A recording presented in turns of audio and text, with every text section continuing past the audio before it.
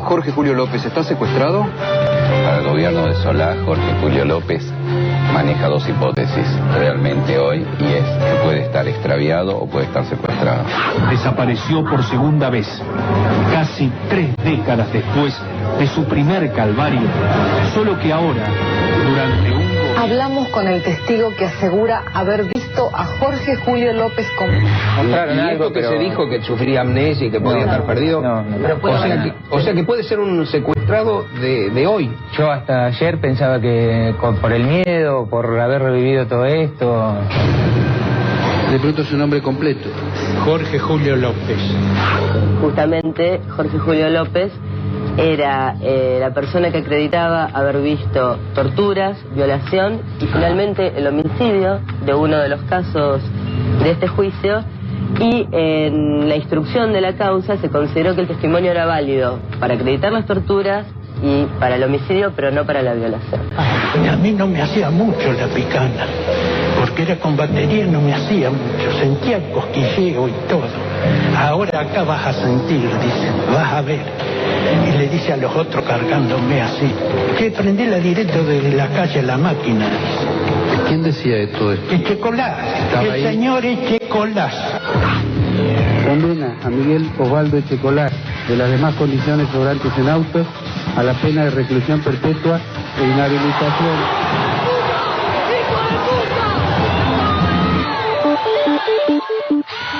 Siempre digo, cada vez que lo escucho, que es uno de los testimonios más escalofriantes que uno registre, ¿no?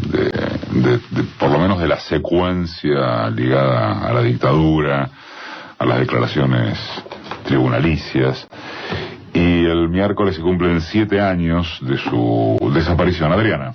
Quienes investigaron, Eduardo, durante años, quienes investigamos, podemos decir, la desaparición del testigo Jorge Julio López, alguna vez nos preguntamos, por ejemplo, si había alguien preocupado cuando lo buscaban hace 7 años con mucha intensidad. O en tal caso, si hay alguien riendo ahora, ¿no? Porque le salió el crimen perfecto. Una vez creo que vos mencionaste esta posibilidad. ¿López es el crimen perfecto?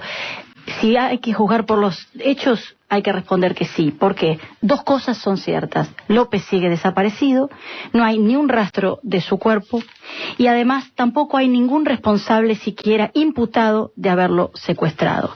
El 18 de septiembre de 2006, el día de los alegatos y a pocos días de la sentencia, en el primer juicio después de la derogación de las leyes de impunidad. Esto también es un dato que no se tiene en cuenta y hay que repetirlo para tomar la dimensión de en qué momento, por qué desaparece López. Justamente a partir de esta base que hay que decir, por lo menos a quienes seguimos el caso nos resulta dolorosa y nos genera cierta desazón, ¿no?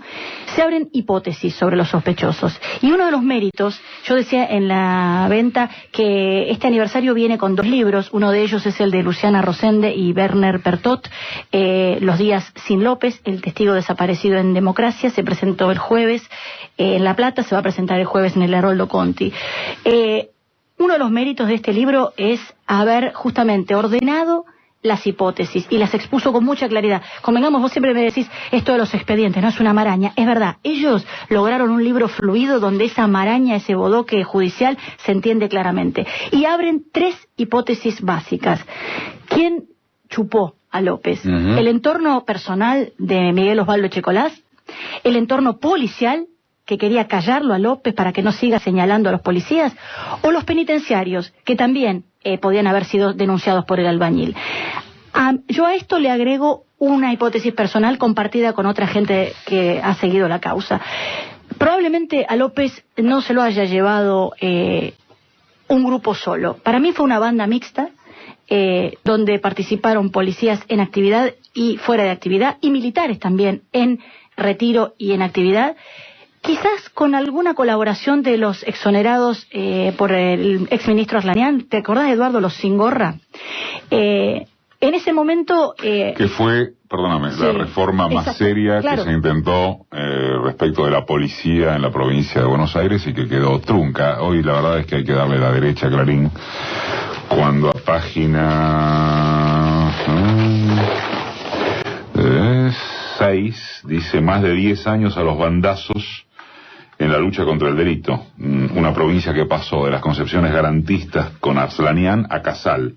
Y ahora otra vez al sheriff, el endurecimiento, Granados, a los bandazos. En el libro que mencioné hay una entrevista a Arslanian donde Arslanian no abona esa idea, sin embargo. Te digo dos perlitas de... ¿Cuál idea? La de que los sin gorra participaron. Te digo dos perlitas de este libro de Pertot y Rosende. ¿Te acordás cuando la sobreviviente Nilda Eloy tuvo custodia los días posteriores a la desaparición de López y denunciaron que un día vuelven a su casa y habían habían comido las empanadas que estaban arriba de la mesa? Sí. Era tremendo, porque esto fue como lo de la llave, fue como decir, pero caramba, tenés custodia y se metieron en tu casa. ¿Sabés qué revela el libro de Pertot y Rosende? Que había los propios que lo estaban custodiando, sospechaban, y se lo hicieron saber al gobernador Solá y a las autoridades, que López podía estar escondido, porque tendría algún tipo de relación afectiva con Nilda, y entonces decidieron entrar clandestinamente, no tenían autorización para entrar. Y algunos de los que entraron, los bonaerenses dicen que fueron los federales, porque estaban los dos, los federales dicen que fueron los bonaerenses, se comieron las empanadas.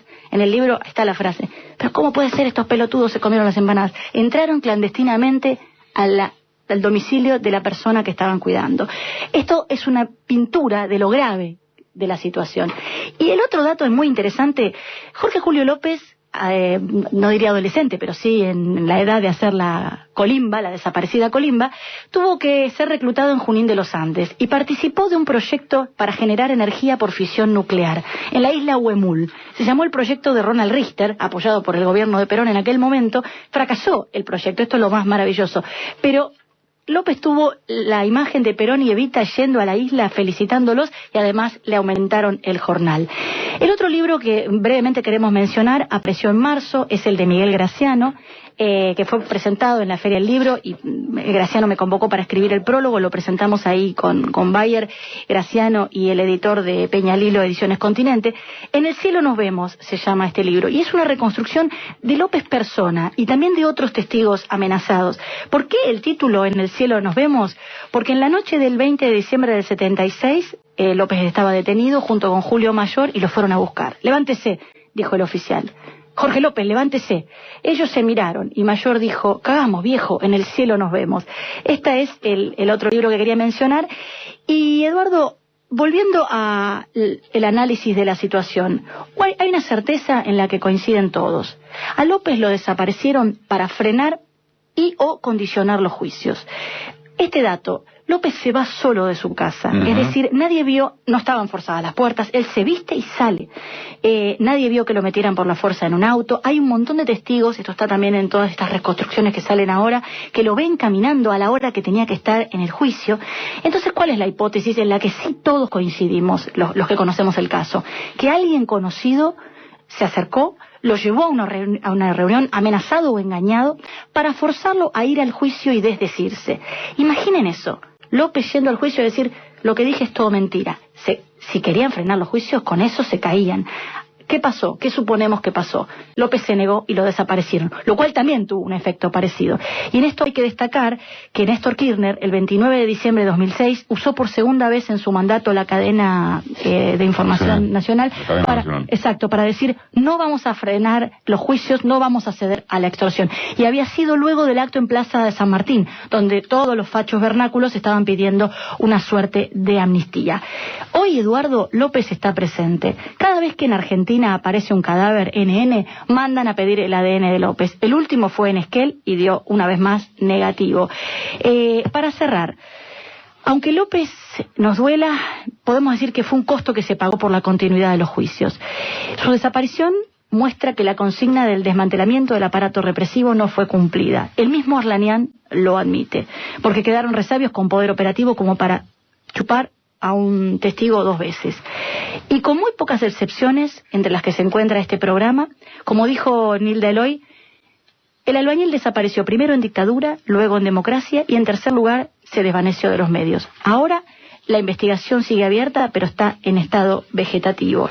Y por último, como dice Pertot y Rosende, la desaparición de un sobreviviente de la dictadura es un hecho inédito, que no puede quedar como un simple caso policial inconcluso. Como sociedad necesitamos saber quiénes fueron los autores. Los días sin López se siguen sucediendo. Su desaparición no es algo que pasó, es algo que continúa. es un delito que se sigue cometiendo.